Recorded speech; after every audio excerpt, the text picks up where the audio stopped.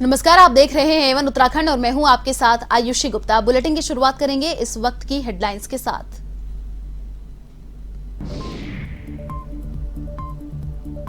उत्तराखंड में 5वीं विधानसभा का 3 दिवसीय पहला सत्र 29 मार्च से राज्यपाल के अभिभाषण से शुरू होगी सदन की कार्यवाही, तो दूसरे दिन से नए वित्तीय वर्ष के लेखानुदान होंगे प्रस्तुत। 31 मार्च को विधेयक होंगे पारित।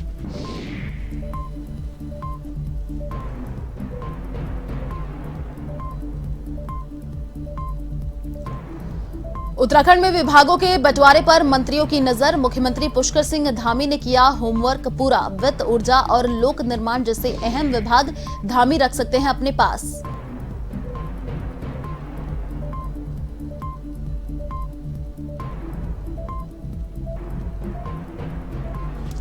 हल्द्वानी में युवा कांग्रेस कार्यकर्ताओं का प्रदर्शन। निगम प्रशासन और मेयर के खिलाफ जताया विरोध। कहा, अतिक्रमण के नाम पर छोटे व्यापारियों व ठेले वालों का हो रहा उत्पीड़न।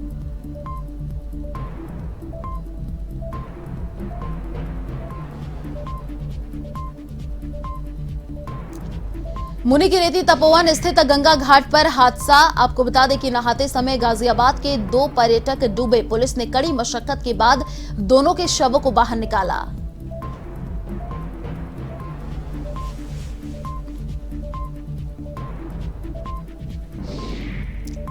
द्वाराहाट में मीट के रेट को लेकर विवाद। मामले में व्यापारी और वाल्मीकि समाज के बीच तकरार। व्यापारियों ने रखा बाजार बंद, तो शहर में सफाई कर्मचारियों ने नहीं की सफाई।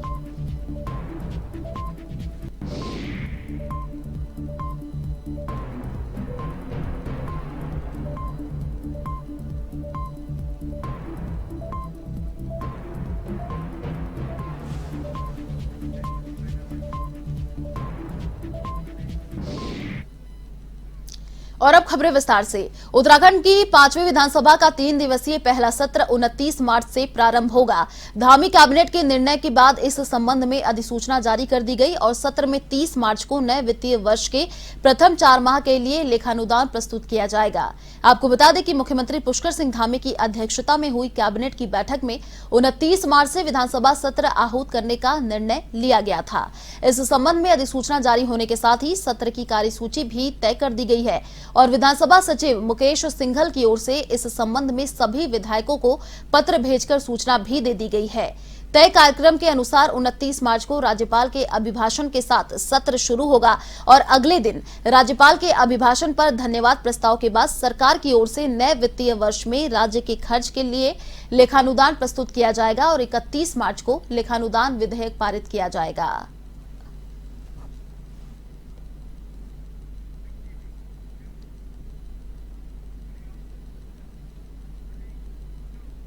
कोटद्वार से भाजपा विधायक ऋतु भूषण खंडूरी उत्तराखंड की 5वीं विधानसभा की अध्यक्ष बन गई। वह निर्विरोध निर्वाचित हुई हैं। शुक्रवार दोपहर 12 बजे तक विधानसभा सचिव को किसी दल या सदस्य ने कोई नामांकन नहीं किया और शनिवार को निर्वाचन की प्रक्रिया विधानसभा में सुबह 11 बजे से सभा मंडप में शुरू हुई। इस अवसर पर विधानसभा के सभी सदस्यों से उपस्थित रहे। चुनाव कराने तक वरिष्ठ विधायक एवं प्रोटेन स्पीकर बंशीधर भगत विधानसभा अध्यक्ष की भूमिका रही और कार्यसूची के अनुसार बंशीधर भगत ने ऋतु खंडूरी को निर्विरोध विधानसभा अध्यक्ष चुने जाने की घोषणा की।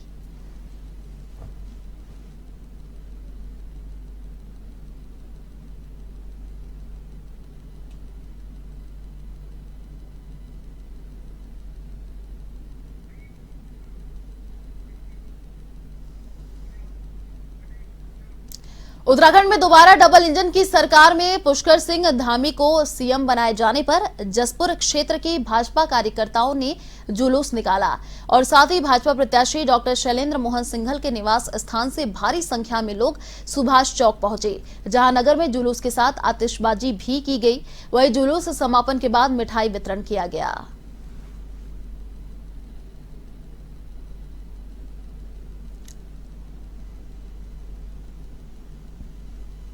हमारी भारतीय जनता पार्टी की सरकार पूर्ण बहुमत से बनी है और उत्तराखंड में विशेष रूप से 2/3 बहुमत से हमारी सरकार बनी है।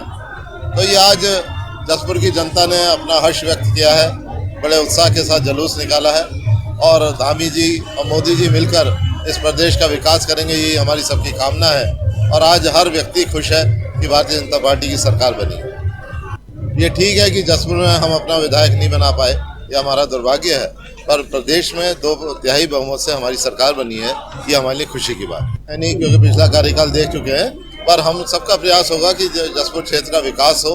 हम सब मिलकर धामी जी से और अपने मंत्रीगणों से जो भी यहाँ की समस्या है उनको अवगत कराएंगे और यहाँ का विकास करने का भरपूर प्रयास करेंगे। हमारी भावी सरकार पुनः बनी है, पुनः हमारी सरकार का सिर्फ गठन हुआ है और इसलिए कार्यक्रम में उत्साह है और उत्साह होने के कारण हम होली का त्यौहार दोबारा मना रहे हैं बड़ी धूमधाम से।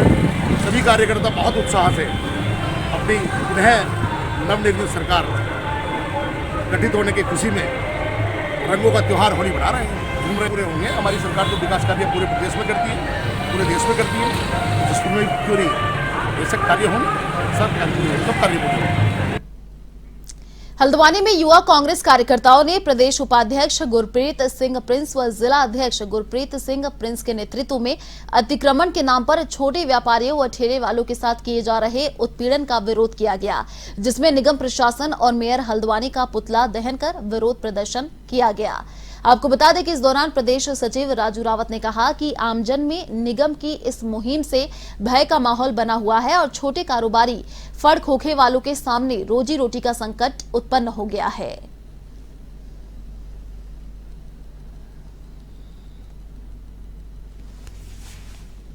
नगर निगम और शासन प्रशासन का किया जा रहा है, जो एक तरफा कार्रवाई की जा रही है अतिक्रमण के नाम पर।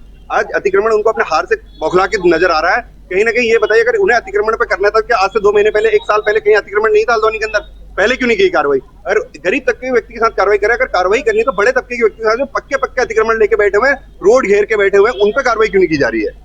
जिस तरह से पहले गरीब आदमी को दबाने का काम ये नगर निगम द्वारा किया जा रहा है पूर्णतः से। पहले एक तो वैसे ही कोरोना की मार से त्रस्त है, ऊपर से लोन लेके ठेले लगा के गुजर बसर अपने बच्चों की कर रहे हैं, फीस भरनी स्कूल की, सब कुछ, क्योंकि अब स्कूल वगैरह सब चालू हो गए। वो कहाँ से करेंगे? अगर वो ऐसा ही रहा तो वही लोग कल को चोरी चकारी करेंगे और हल्द्वानी में अराजकता का माहौल फैलेगा, तब इसकी जिम्मेदारी कौन लेगा? मेरी लापरवाही है, ये मेयर साहब की बिल्कुल लापरवाही है। कहीं ना कहीं मेयर साहब को आज लगता है कि अतिक्रमण है। मेयर साहब का 5 साल का पहले का कार्यकाल रहा, 4 साल ये पूरे हो चुके हैं, उनको कहीं अतिक्रमण नजर नहीं आया। आज वो चुनाव हारते उन्हें समझ में आता है कि शहर के अंदर अतिक्रमण फैल गया। और दूसरी बात बताइए, आप ये बताइए, नगर निगम ने इतने यहाँ पर पार्क बनाए, इन पार्क का कोई भी कभी उन्होंने देख रेख करी? आज वो हवाई जहाज आपको बताइए, वहाँ शराब की बोतलें पड़ी मिलती है, कि उनके रख रखाव के जो पैसा आता है वो कहाँ जाता है? देखिए, जिस तरह से हल्द्वानी विधानसभा भाजपा की हार हुई है, हार और परिणाम आने के अगले दिन से जो भाजपा के प्रत्याशी हल्द्वानी से जो नगर निगम में मेयर है रोतेला साहब, उन्होंने छोटे व्यवसायियों को, फल व्यवसायियों को टारगेट करना शुरू कर दिया है।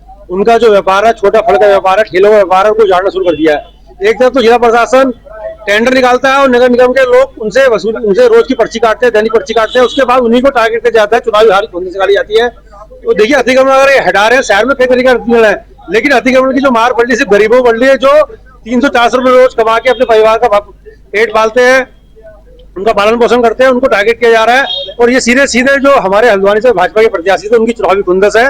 और नगर निगम जो प्रशासन है, उनके सारे पे नाच रहा है और हल्द्वानी की आम जनता को उत्पीड़न किया जा रहा है। दिनेशपुर में मुख्यमंत्री राहत कोष से गरीब अस्वस्थ लोगों को सहायता राशि की चेक नगर अध्यक्ष सीमा सरकार के निवास पर वितरण किए गए। इस दौरान क्षेत्र की कई महिलाओं एवं बुजुर्गों ने अपने चेक लेने पर सरकार का धन्यवाद किया। इस दौरान गदरपुर तहसील के नायाब नाजिर ने कहा कि यह चेक मुख्यमंत्री राहत कोष से दिए जा रहे हैं।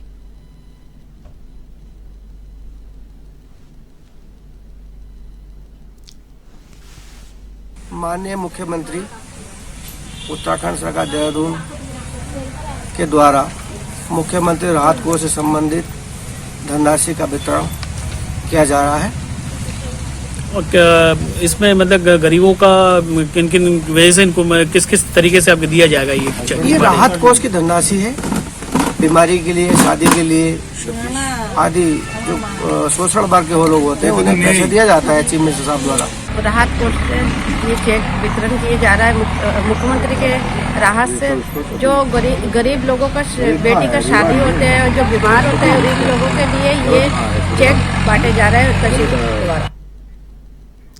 देहरादून में एनएसयूआई नेता हिमांशु रावत के नेतृत्व में यूजीसी द्वारा उत्तराखंड में लागू हुई सीयूसीईटी के विरोध में केंद्र सरकार के खिलाफ प्रदर्शन किया गया। इस दौरान रावत ने कहा कि सीयूसीईटी के अनुसार प्रदेश के जो भी महाविद्यालय केंद्रीय विद्यालय के अंतर्गत आते हैं, उन सभी महाविद्यालय में प्रथम वर्ष में दाखिला पाने के लिए हर छात्र को प्रवेश परीक्षा देना अनिवार्य होगा और उसी के आधार पर दाखिले होंगे। साथ ही उन्होंने कहा कि उत्तराखंड एक पहाड़ी राज्य है और यहाँ के सरकारी विद्यालयों में निजी विद्यालयों की तुलना में शिक्षा की गुणवत्ता बहुत कम है और उस हिसाब से अगर पहाड़ के विद्यालयों में पढ़ा हुआ छात्र सीबीएसई बोर्ड से निकले हुए छात्रों के साथ परीक्षा देगा तो औसतन उत्तराखंड बोर्ड के छात्र शिक्षा की गुणवत्ता के कारण पीछे रहेगा। तो ऐसे में वो गरीब और असहाय छात्र कहां जाएगा।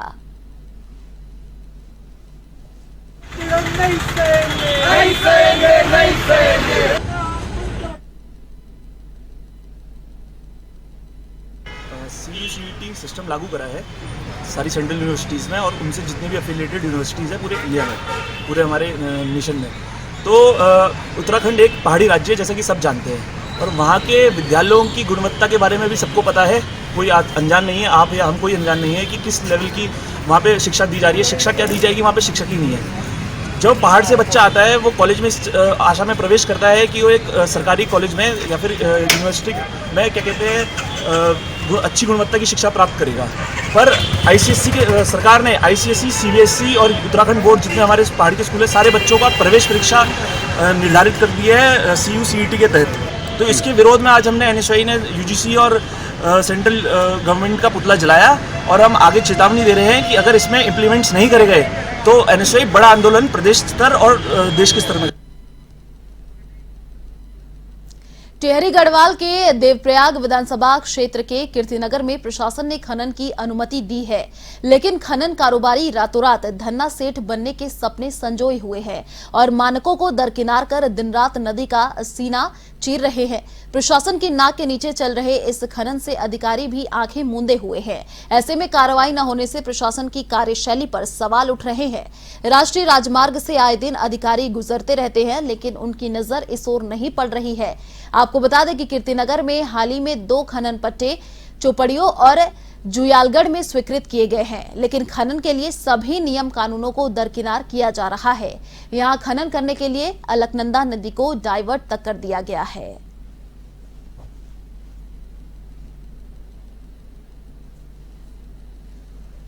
अभी तक तो देर रात वाली जब भी कोई शिकायत आई हमने क्रॉस चेक करवाया था तो ऐसा मामला प्रकाश में नहीं आया था।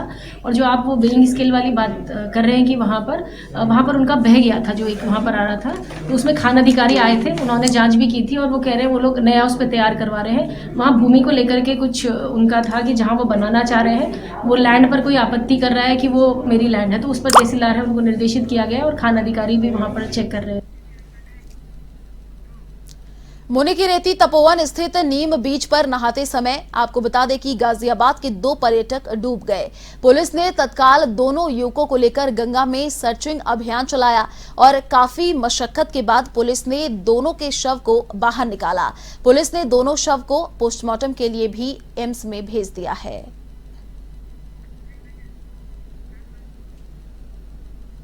मुख्यमंत्री पुष्कर सिंह धामी वित्त, ऊर्जा और लोक निर्माण सरीखे अहम विभाग अपने पास रख सकते हैं।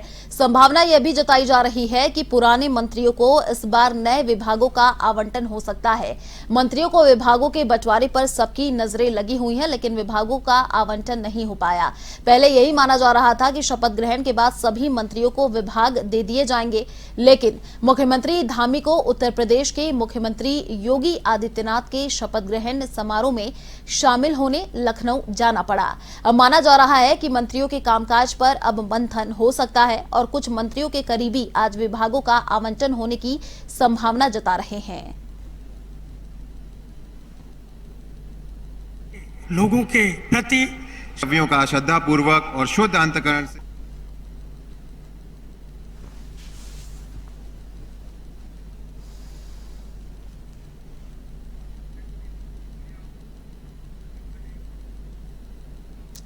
द्वाराहाट में मीट के रेट को लेकर हुए विवाद के बाद बवाल मच गया है। आपको बता दें कि मामले में व्यापारी और वाल्मीकि समाज के बीच तकरार हो गई और दोनों पक्ष आमने सामने हो गए, जिसके बाद व्यापारियों ने विरोध में द्वाराहाट बाजार पूर्ण रूप से बंद रखा। वहीं वाल्मीकि समाज से जुड़े सफाई कर्मचारियों ने पूरे नगर में सफाई व्यवस्था बंद रखी, जिससे नगर में सफाई व्यवस्था चरमरा गई।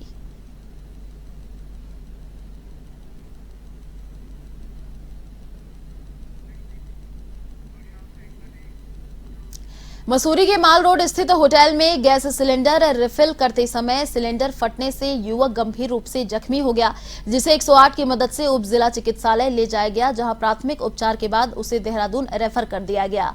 आपको बता दें कि युवक गुब्बारों में सिलेंडर के माध्यम से गैस भरता था और मौके पर प्रत्यक्षदर्शियों ने बताया कि जोर का धमाका हुआ और युवक के पैर के चिथड़े उड़ गए। स्थानीय लोगों की मदद से युवक को उप जिला चिकित्सालय ले जाया गया, जहां डॉक्टरों ने प्राथमिक उपचार के बाद युवक को देहरादून रेफर कर दिया।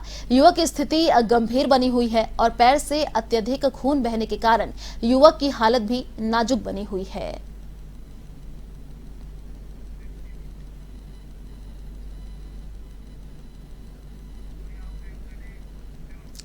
कोटद्वार नगर में विद्युत रोस्टिंग का मामला काफी चर्चाओं में चल रहा है, जहां एक ओर अभी गर्मी के मौसम की शुरुआत हुई है, वहीं दूसरी ओर गर्मी में बिजली की रोस्टिंग होना स्टील फैक्ट्रियों के मालिकों का परेशानी का सबब बन गया है। वहीं स्टील फैक्ट्री के एसोसिएशन के अध्यक्ष पवन अग्रवाल ने बताया है कि बिजली हमें मुश्किल से 8 या 10 घंटे मिल पा रही है और वो भी रेगुलर नहीं मिल रही है।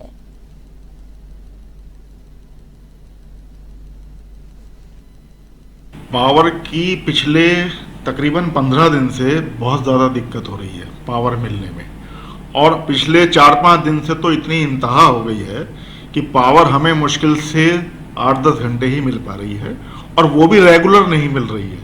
मतलब 10 बजे पिछले 9 बजे सप्लाई मिली, पौने 11 बजे काट दी, जबकि एक हीट को फर्नेस में तैयार होने में 3-3.5 घंटे लगते हैं और बंद होकर दोबारा चलाने में 24 घंटे, मतलब दुगनी बिजली लग रही है। तो हमारा गवर्नमेंट, उत्तराखंड गवर्नमेंट अभी तक चूंकि नहीं बनी थी, तो गवर्नमेंट भी अब बन गई है और यूपीसीएल भी खुद में अपने आप में सक्षम है। पुराना यूपीसीएल है, हम 25 साल से यहाँ रहे हैं इंडस्ट्रीज में, वो भी जानते हैं। तो वो इसको एक इस तरीके से बना दें कि हमें कम से कम 18 से 20 घंटे सप्लाई रेगुलर मिले बगैर किसी इंटरप्शन के। ये जितनी जल्दी कर लें, नहीं तो अदरवाइज ये इंडस्ट्रियाँ सिक होकर बंद हो जाएंगी। पुलिस ने रुद्रपुर में अलग अलग स्थानों पर हुई चोरियों का खुलासा करते 3 लोगों को गिरफ्तार किया है। साथ ही चोरी किए गए माल को भी बरामद किया गया है। उक्त मामला का खुलासा रुद्रपुर क्षेत्राधिकारी अभय प्रताप सिंह ने अपने कार्यालय में किया है।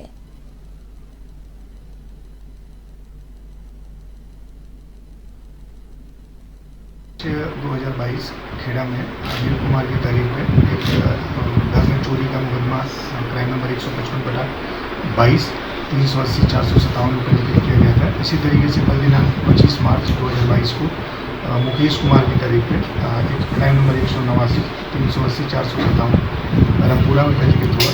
हमारी लगातार चोरी की बढ़ती घटनाओं के संबंध में एसएसपी महोदय द्वारा इंस्पेक्टर रुद्रपुर के नेतृत्व में टीम बनाई गई। टीम के द्वारा एसओजी सीआईओ की मदद से, सीसीटीवी वगैरह की मदद से 3 अभियुक्तों को पकड़ा है, जिसमें एक बाल अपचारी है और 2 अन्य अभियुक्त अनमोल और सूरज है। इनकी निशानदेही पे चोरी के जो भी माल थे हमारी टीम के द्वारा बरामद किए गए। चलिए फिलहाल इस बुलेटिन में इतना ही। देश और दुनिया की तमाम बड़ी खबरों को देखने के लिए आप देखते रहिए A1 टीवी। नमस्कार।